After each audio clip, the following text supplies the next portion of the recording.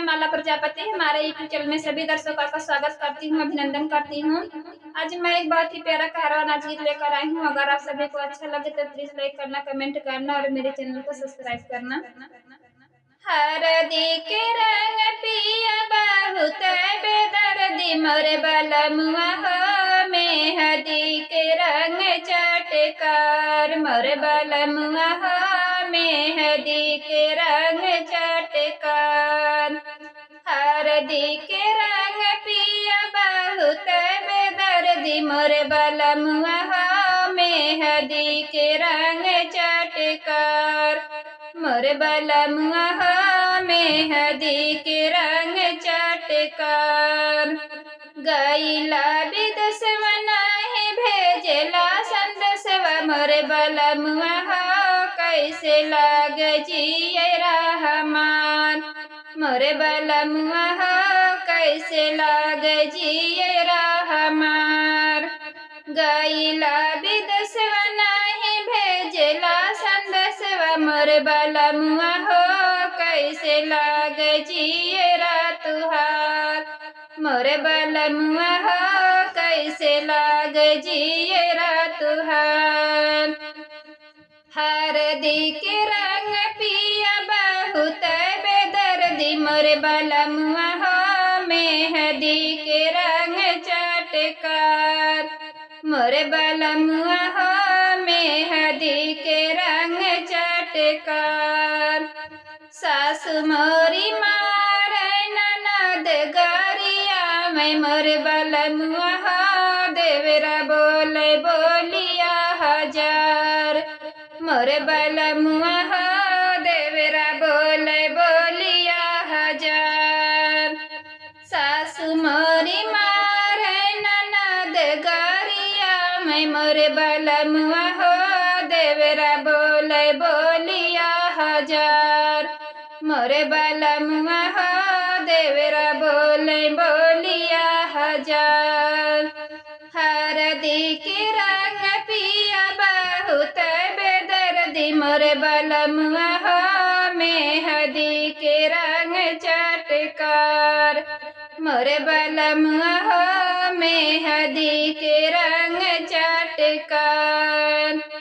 कारी रे कोयलिया बोल बिरही बोलिया मोर बलमुआ हो, पापिया के बोलिया कटार मोर बलमुआ हो, पापिया के बोलिया कटार।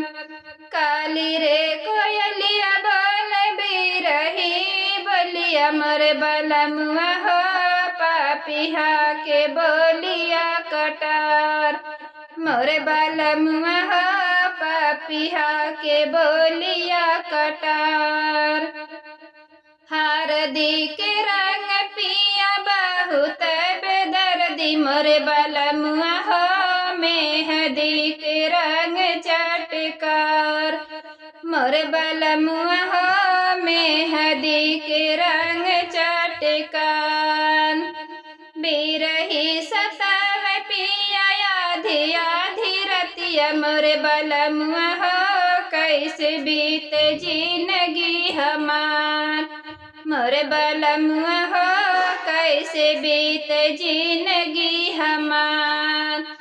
बिरही सताव पिया आधी आधी रतिया मोर बलमुआ हो, कैसे बीते जिंदगी हमार मोर बलमुआ हो, कैसे बीते जिंदगी हमार।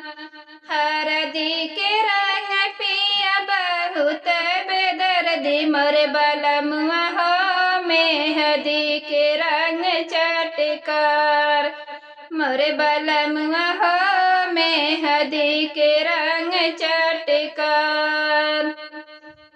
कामन सवतिया पिया मरलस तुहरी मतिया मोर बलमुआ हो, छोड़ी दिहला घरवा दुआर मोर बलमुआ हो, छोड़ी दिहला घरवा दुआर।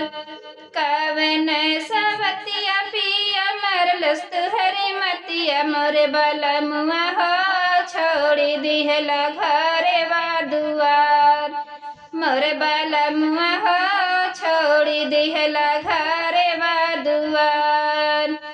हरदी के रंग पिया बहुत बेदर्दी मोर बलमुआ हो मेहंदी के रंग चटकार। मोर बलमुआ हो मेहंदी के रंग चटकार। मोर बलमुआ हो